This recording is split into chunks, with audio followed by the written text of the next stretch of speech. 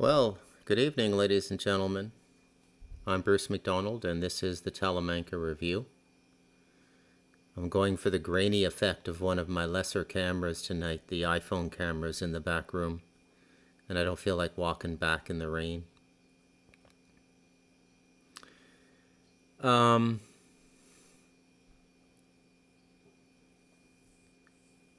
don't want to let you think that I've given up on my desire to broadcast full-time on Rumble. I am going to do that, but for some reason I can't go live on Rumble now.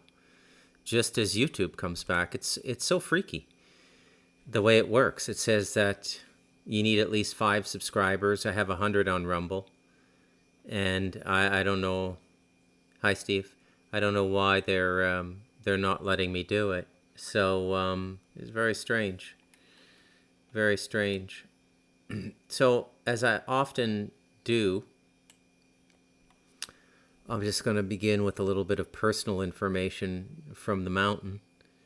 So we have a Chinese company, Chinese dude coming up to the mountain.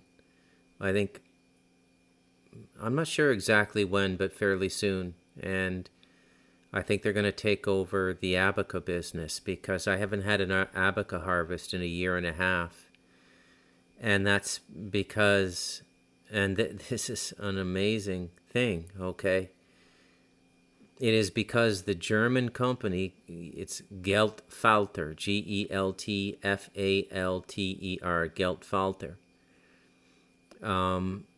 They appear to be going into insolvency. They reneged on payment for one of my brothers-in-law. And he has like 1,000 kilograms of abaca in one of the storage buildings on the mountain here. We call them bodegas. And in New York, that's a sandwich spot. But here, it's a storage room where you keep your tools and other supplies on a farm or a ranch or something like that, right? So,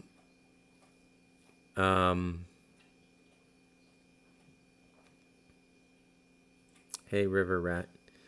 So this is good news that, my investment in the abaca, I probably put, I don't know, maybe $10,000 into the abaca. The thing about investing is you never know for sure whether you're going to get your money back, but I have a philosophy about investing, and it follows certain spiritual principles which go against the grain of everything that our investment culture has been cultivated to do. So I sometimes suffer, I sometimes benefit. It depends on the circumstance. It depends on a number of things. But the Chinese are coming up, and I'm pretty happy about that. I've heard they're not as easy to work with as the Germans. I mean, they're not unfriendly, but what they do is there's 2 grades of abaca. There's grade 1, and that's usually about $1.75 or $1.95 a kilogram. And on a good harvest of my land, I can probably get, I don't know, 5,000 kilograms, 7,000 kilograms. So you're supposed to be doing 2 harvests a year, but I haven't been able to get my abaca to grow in that cleanly. It's an ideal business if you do everything yourself. It's an ideal business for campesinos, peasants. So I want to paint a picture in your mind here. So imagine you live in a wood house. It may have a floor, it may not. The floor might be wood, the floor might be concrete, or the floor might just be matted earth that you walk on every day. And that's like many of my neighbors. Now you may think that's a state of deprivation. You may think that's a 1-800 call-in show after 2 o'clock in the morning on the cable channels in the 1980s and 90s, if you remember them. The bloated belly African baby. Their belly's not bloated because they're full. They're starving. That's gas. That sort of stuff. But I assure you, these people are happier than most North Americans. They're very, very happy people. And they like living that way. I like living this way. Although I don't live in a dirt floor, I live in a very comfortable house with all of the amenities, including Starlink. So I can't really compare myself to them, but I live with them. And I observe how they live. And they can live almost completely without money. It's really kind of remarkable to see. So a campesino can get butter, cheese, eggs, meat, vegetables, fruit. And if they have a little bit of land, they can get their beans, they can get rice.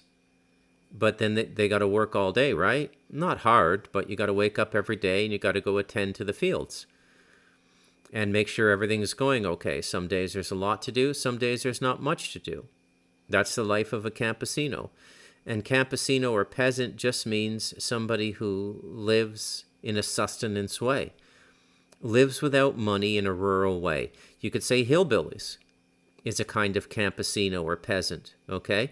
In fact, the American hillbilly, the Appalachian hillbillies, may be the last legitimate remnant of the peasant culture in the United States. Now, 150, 200 years ago, a significant portion of the population was peasant, okay?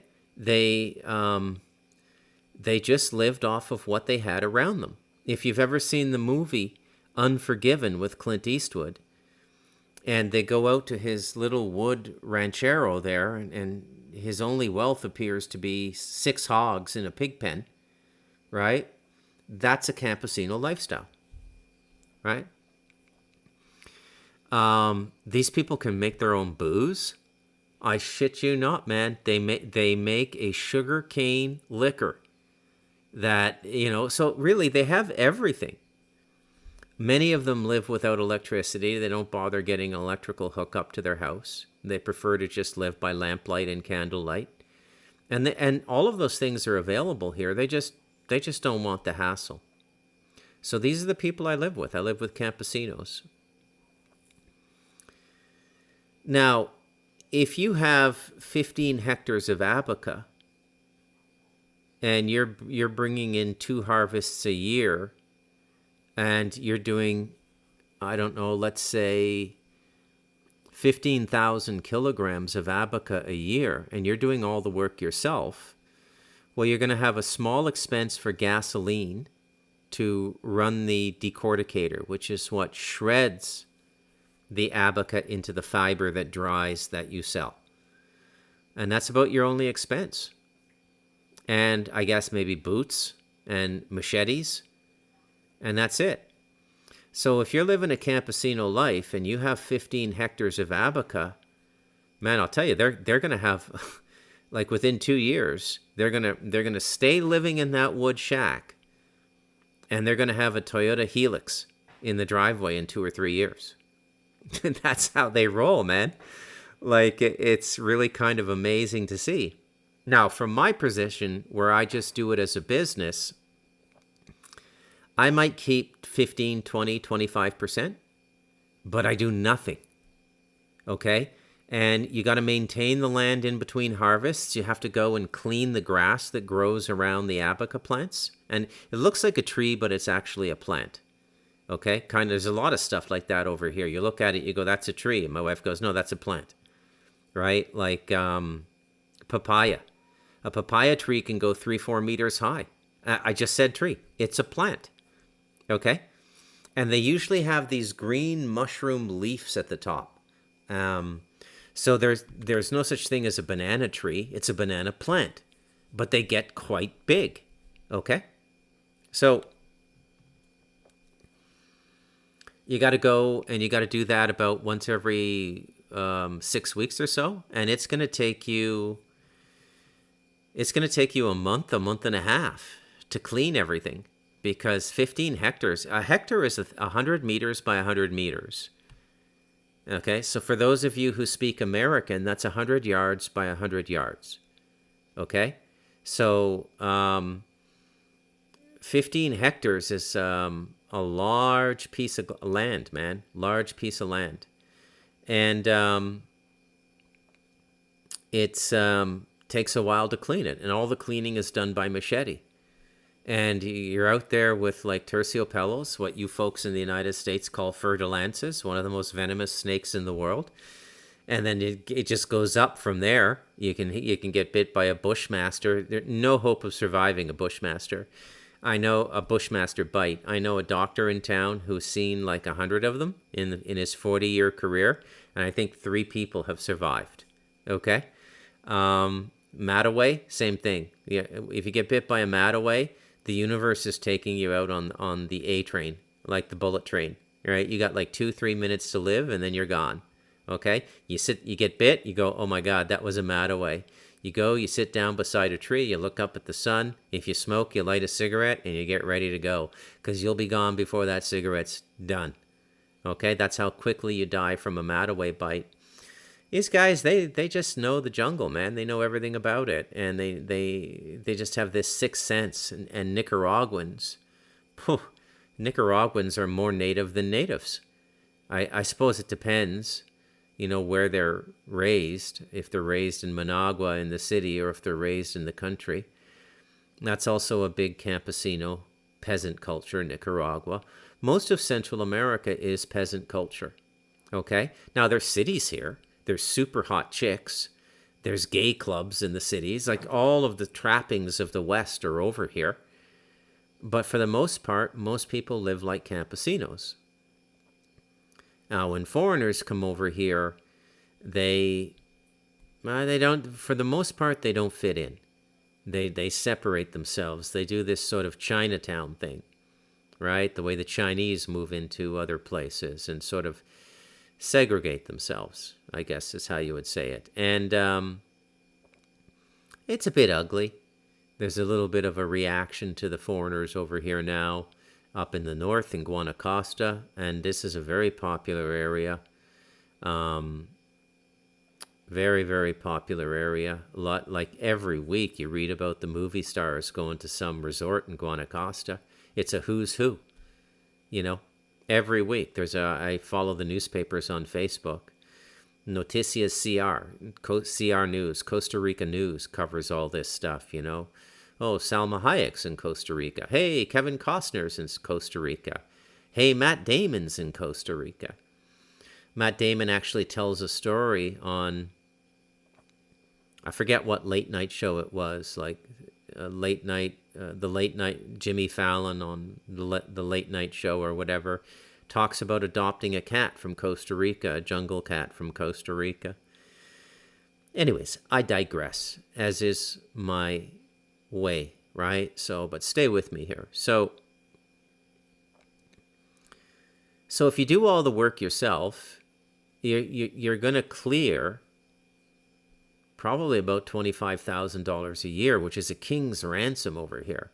But I don't. So when I invest up here, I do it to create work. Okay? I literally do it to stimulate the economy for the most part. And I mean, it's not like I'm not making money.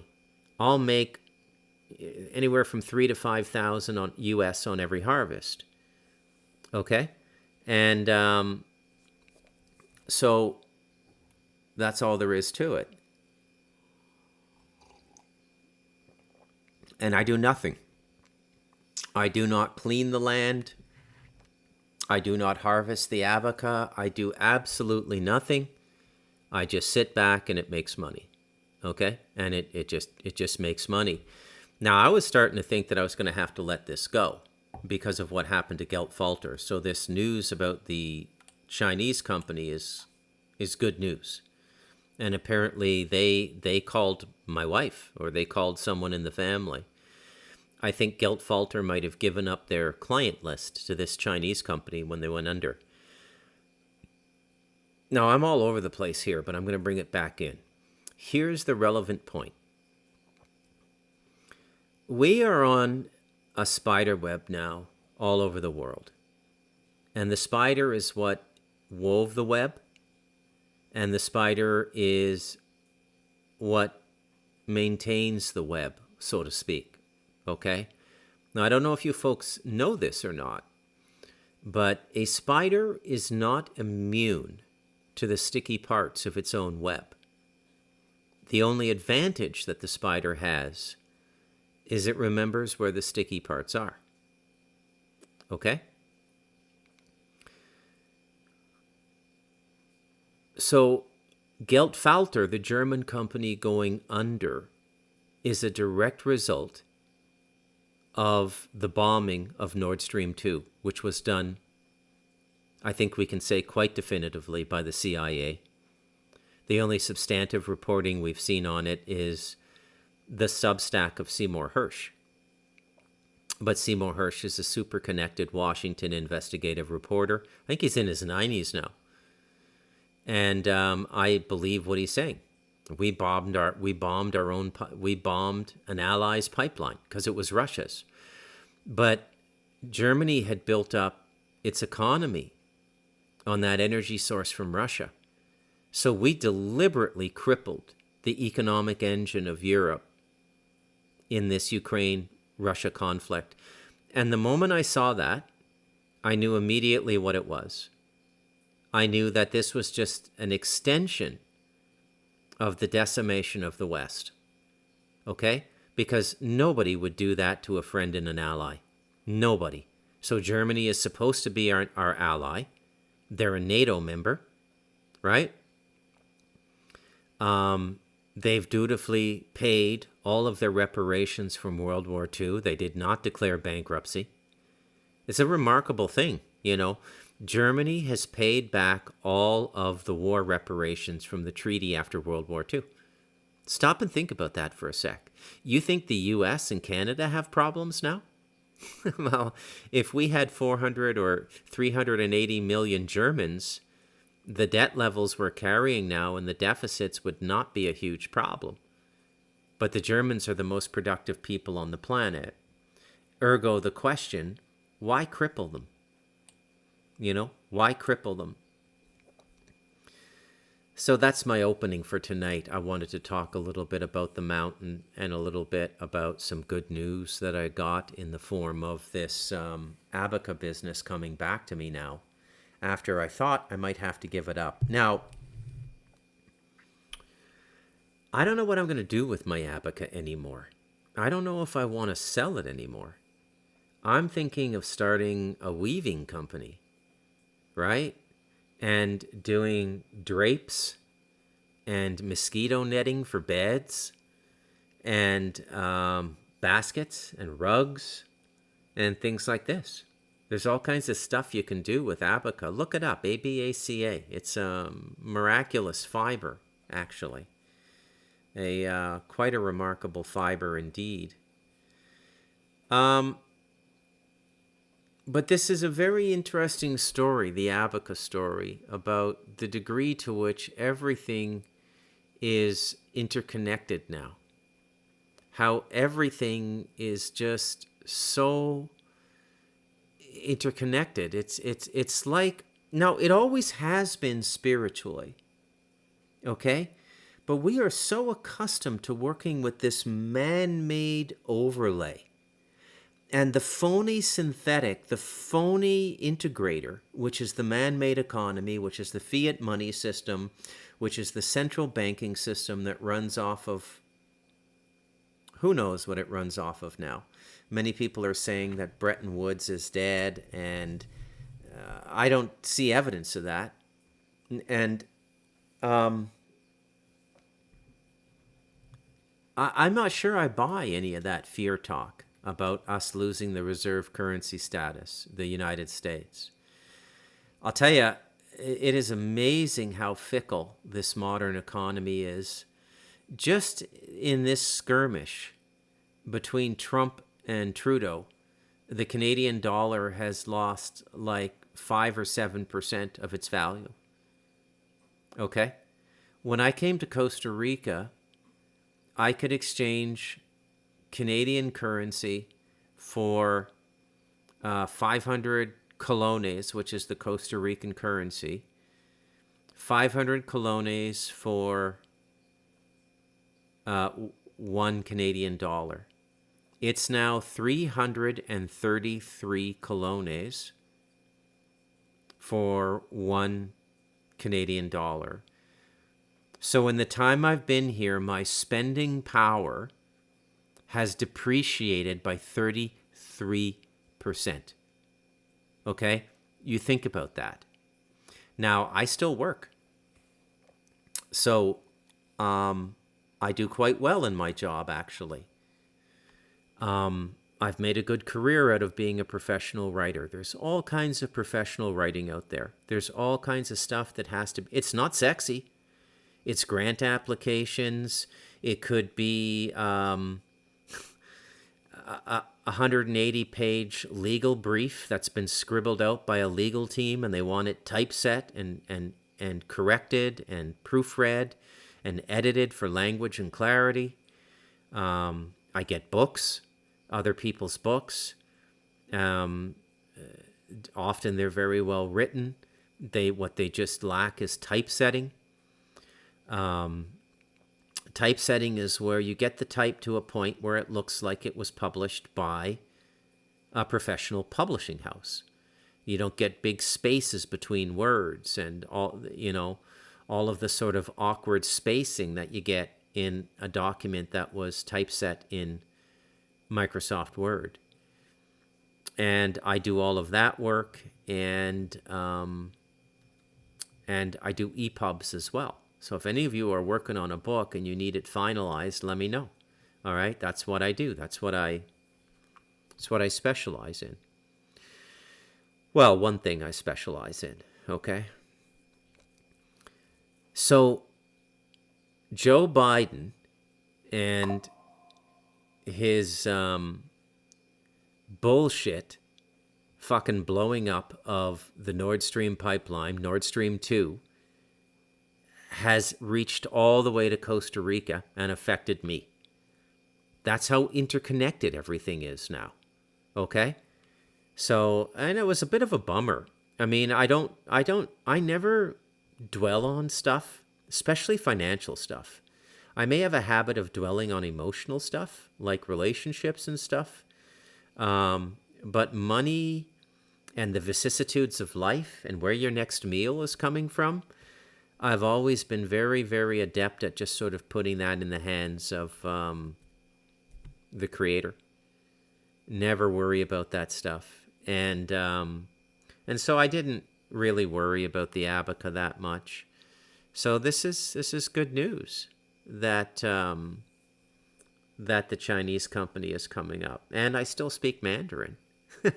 So imagine their surprise when they get up here and they come to this earthbag house in the middle of nowhere, and this guy walks out and shakes their hands and says, "Ni hao, wo jiao Bruce." And they're just going to fall over. I mean, it's like the last thing in the world you would expect, right? Like somebody speaking Chinese, Mandarin Chinese, in the middle of the rainforest in southern Costa Rica.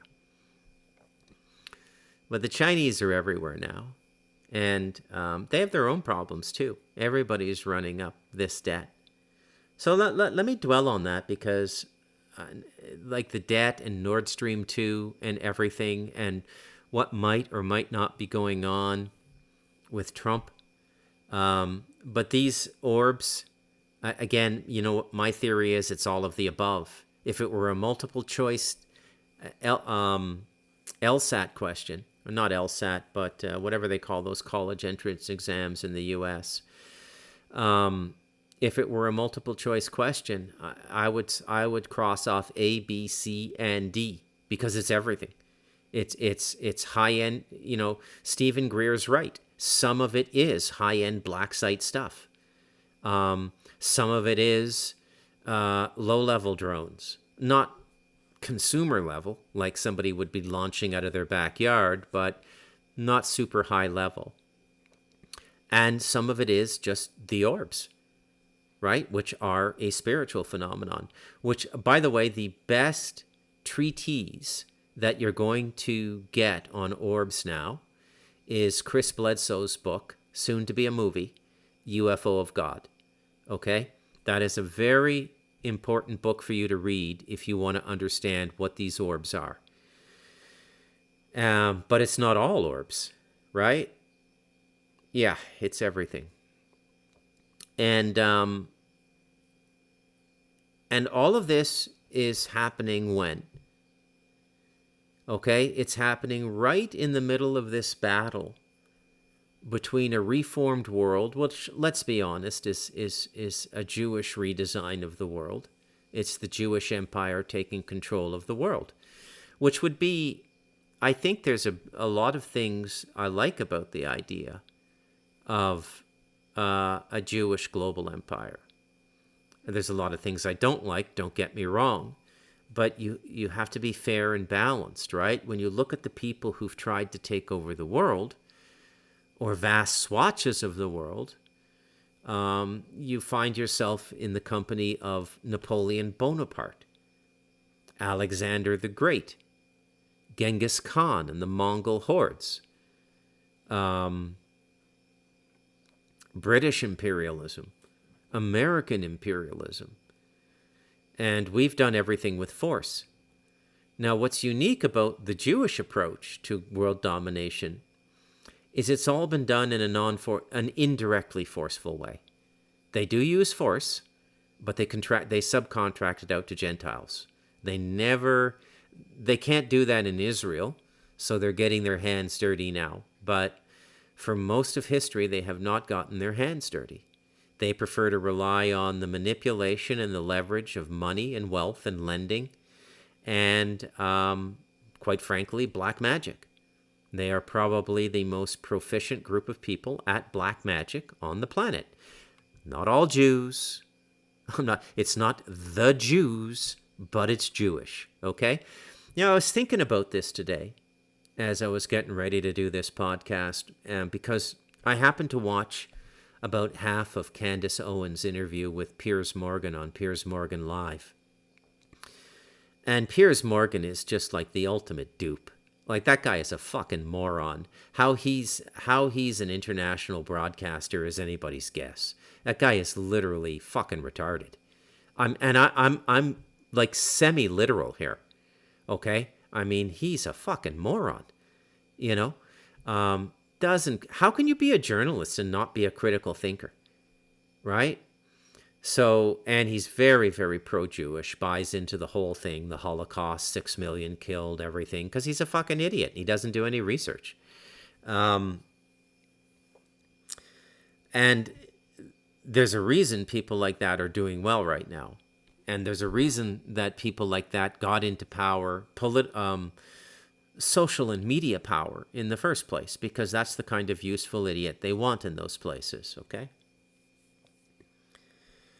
But here's the thought I had today, and it's kind of a weird, wild thought, okay? The Jews aren't even Jews anymore. They have 613 laws they're supposed to live by. The core of those laws that are embodied in the Torah are the 10 Commandments.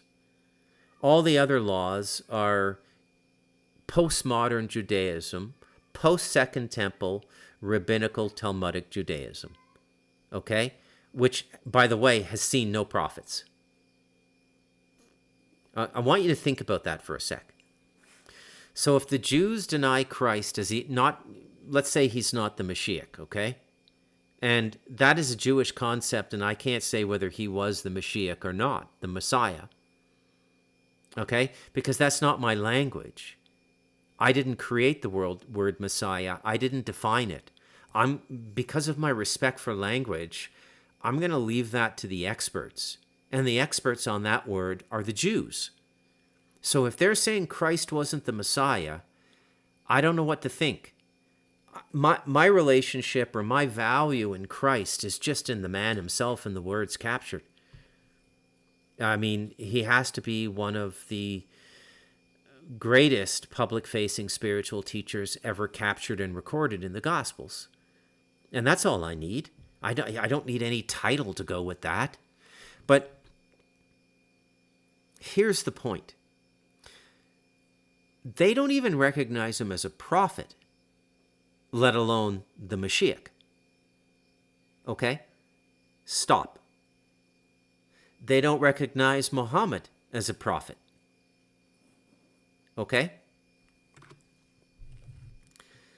So post Second Temple of Solomon, the Jews have been living in an entirely postmodern religion with no primary sources. You know what a primary source is in journalism? An actual experiencer. So they haven't had any more prophets. So either they don't need prophets anymore and they've distilled enlightenment in their system, which would be evident, by the way. I don't see evidence of it, so I don't think that's a valid argument. And they have been barren and fruitless as a spiritual culture for 2,000 years. It's very interesting when you see it in that context, okay? But when you go back to the original 10 commandments of the Torah, given by Moses, okay? One of them that's extremely important is thou shalt not bear false witness.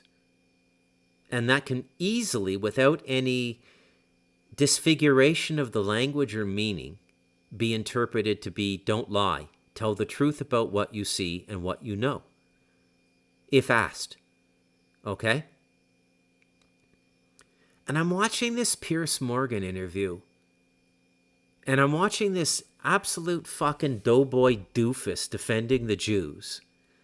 And I'm going, buddy, if you actually understood the Jews and what they really meant in the Torah, you'd be ashamed of what you're doing now.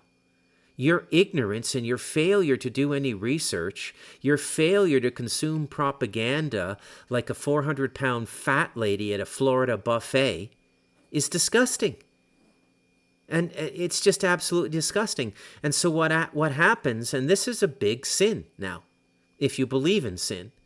I believe sin is a discordant relationship with the harmonious center of creation that creates wave disturbances in your reality that we call karma. That's my definition of sin, off the top of my head. Kind of like the sin of blowing up Nord Stream 2 and fucking up my relationship with the German paper company that bought my Abaca. You see how the waves went out? So this money system, to go back to that thing I opened up the podcast with, is almost like a false spiritual layer on top of the whole system. Okay? Because it mimics this interconnectivity that is the principal aspect of the spiritual reality we live in. Very fascinating. So thou shalt not bear false witness. You ask any Israeli, are you genociding the Palestinians? No, we're not. Objectively, factually, they are.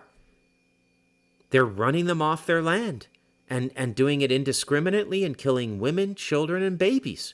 Everything they say was done to them, which turned out to be a lie, they're actually doing to their enemy, and contradicting the original Torah and bearing false witness.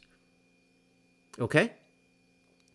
This is why I say a Torah Jew is a friend of humanity, because they live the common spiritual values that are present in elementary Hinduism, Christianity, Taoism, Buddhism.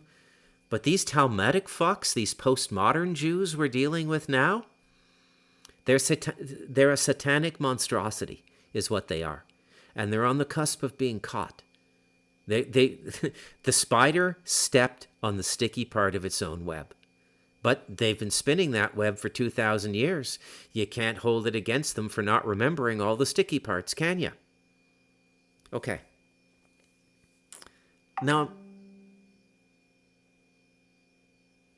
I'm going to... hang on a sec.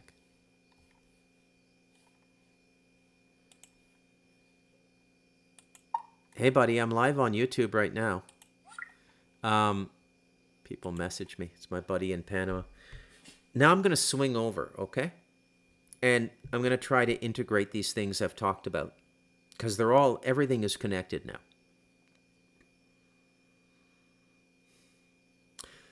Have you been watching what's going on in Canada? Yeah, dude. Send me another ping. Well, it'll be funny when he watches this. Fuck Jim. I should just mute everything when I go to podcast, but I really don't give a shit, you know. Something very interesting is going on in Canada. And a lot of the a lot of people in this satanic culture are being thrown to the wolves now. And I think, again, this is part of the distraction, like the drones in the sky. Oh, by the way, I forgot to mention when I was talking about the drones. I had a remarkable conversation several years ago with John Edmonds on. We actually talk about this in Stardust Ranch.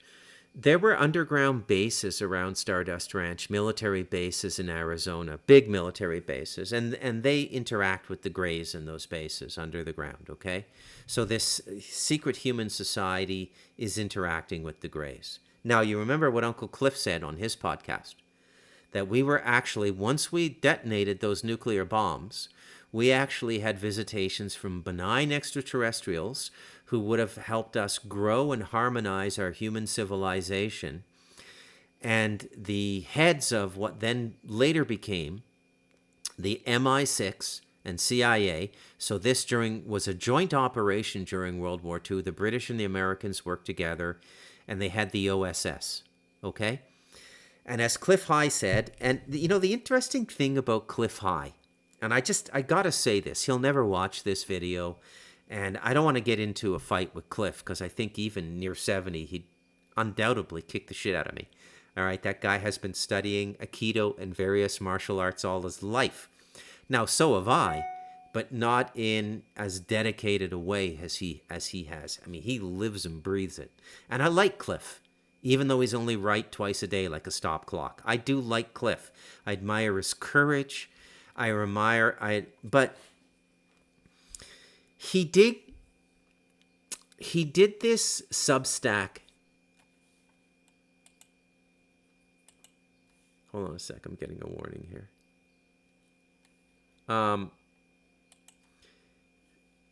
Yeah, he did this Substack called, oh, who cares, man? My bit rate is falling. Who cares? He wrote this Substack called The Rabbi's Bigly Mistake. And if you haven't read it, go and read it, okay? I forget if you just look up Cliff High in the search queue on Substack, you'll be taken to his Substack. And then you go to the posts and just go through the column of them and look for the title, The Rabbi's Bigly Mistake. Now, you guys who've read The Devil in Us know how much I focused on this and how much intuitively I locked into all of this.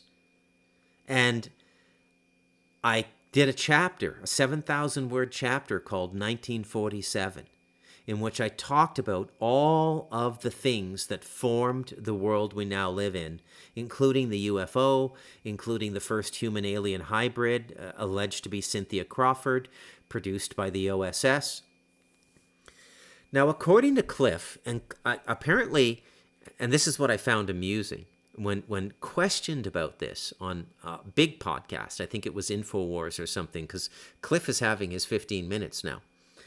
But when questioned about this, how do you know this? Cliff didn't defer to his web bots and the way he gathers all his information and processes it and runs it through algorithms to come up with a possible future, okay? He deferred to his upbringing. He talked about his father, who worked high up in the military and in many secret programs. And what Cliff said was this group of, this brain trust in the OSS, okay, the Office of Strategic Services, which was the progenitor for both MI6 and the CIA, was all Jewish. And it was so Jewish that the British and American officers and people around this intelligence group called OSS referred to them in a non-derogatory way, referred to them as the rabbis. Okay? Now, when the benign extraterrestrials came and met with Eisenhower, and this I think would have been the Zeta Reticulans, Eisenhower wanted to make a deal with them to advance humanity. And the rabbis talked him out of it and said, we'll get a better deal out of these people, and introduced him to the gray aliens. I have nobody ever told me this story. I have never heard that. If John Edmonds knew that, he would not say it out loud in a conversation with me. And I thought, what a linchpin that is. And if you've read The Devil in Us, and what I all but say that, but I can't say it.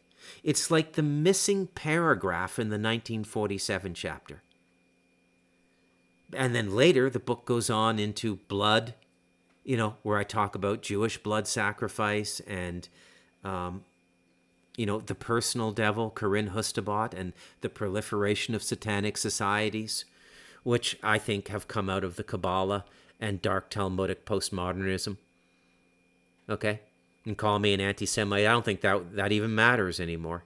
But I do not want to get kicked off of YouTube my first week back, especially since I don't seem to be able to get on to Rumble right now. So they're starting to sacrifice people, and it looks like they're going to give up Justin Trudeau. Okay?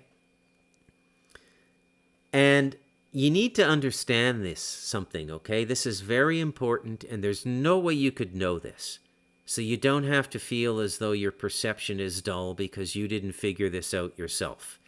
The only way you could know this is to spend a lot of time talking to and interviewing people either raised in or studying or commiserating or interacting with deep satanic culture. Okay? Like what I did in The Light of Darkness and in The Devil in Us. So I showed you a few clips before I went on my fast, which is going fantastic, by the way. This is an eating day. And I had a small plate of rice and beans with 2 fried eggs on top and a piece of cheese. And I feel like the 400-pound person who spent 3 hours at the buffet in Florida. Your stomach contracts when you're fasting.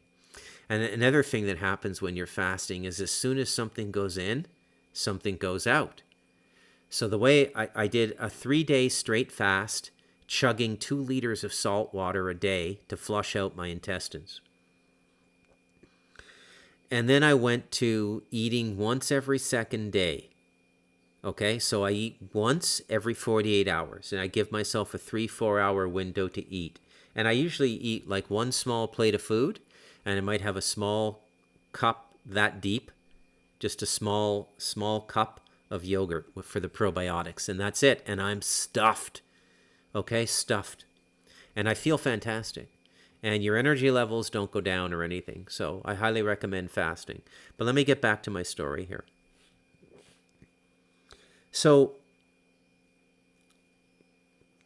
many of these people out there claiming to be whistleblowers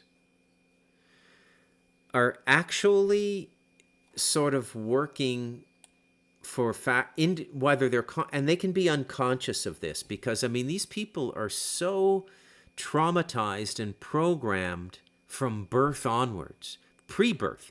In many instances, the trauma starts in the womb. Okay? So the trauma starts at pre-birth.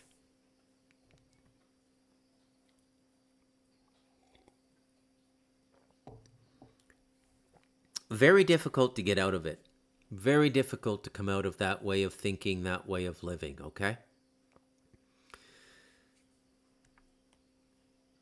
So when Annika Lucas goes on a podcast like Patrick Bet David with 2.5 million subscribers, a big podcast, he got a Trump interview before the November 5th election. That's how big his podcast is. He was the guy that broke Dan Blitzkrieg to the world. And Dan Blitzkrieg went on in what many people consider to be a radical anti-Semitic rant. But Dan is Armenian. And he's a little pissed off that the world has never the world has never acknowledged the genocide perpetrated upon Armenian Christians by Turkish Jews. So he has and you know, this is another thing. Like, How do you, who decides what genocides we remember and which ones we don't? What holocausts we talk about and which ones we don't? Why is the Holocaust more prominent in the public consciousness than the Holodomor in the Ukraine, or the Bolshevik Revolution, which very clearly appears to be the massacre of Christians? No religious group has been more genocided in the last 150 years than Christians. It's not the Jews, it's Christians. Okay?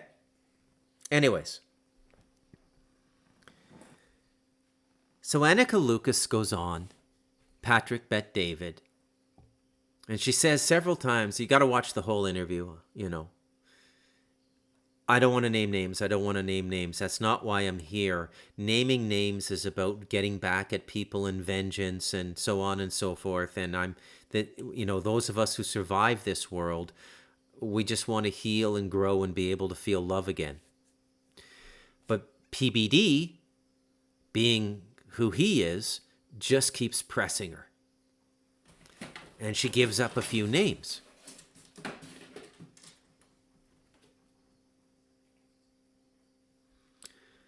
Fucking cats. I had a snake in here today. How does a snake get in my house with 8 cats? I'm going to cut their food rations. This is ridiculous. Wasn't a poisonous one. Oh, we killed it anyways. Yeah, just my wife.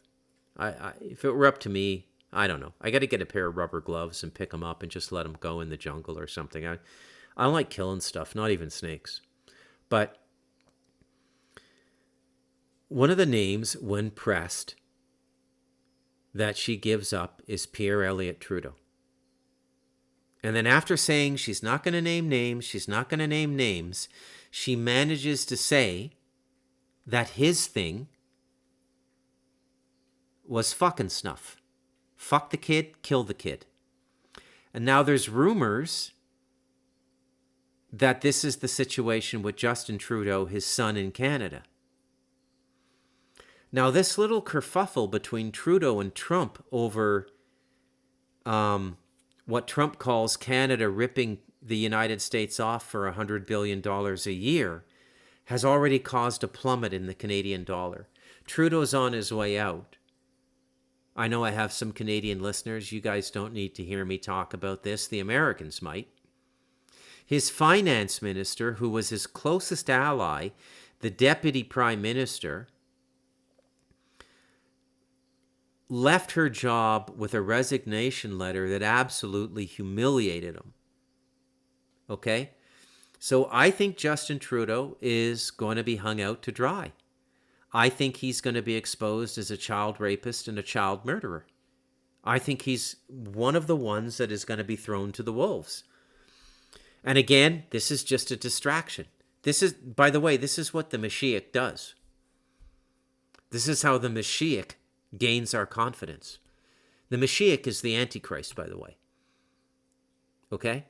What else would these postmodern Talmudic Satanists be able to create if they had the magic to produce a figure on the world that could seem spiritual to everybody? What would it really be?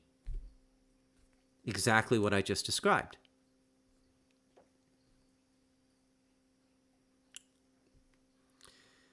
So I think Trudeau's on the way out, and I think that's a good thing, because he really is a horrible human being. Now, I don't get too down on these guys, because you always got to ask yourself, how would you turn out if you were raised the same way as them? Right? How would you turn out if your father was a guy that sodomized children and then killed them when he was done? Fucking snuff. How would you turn out? Kind of a person would you be? Right?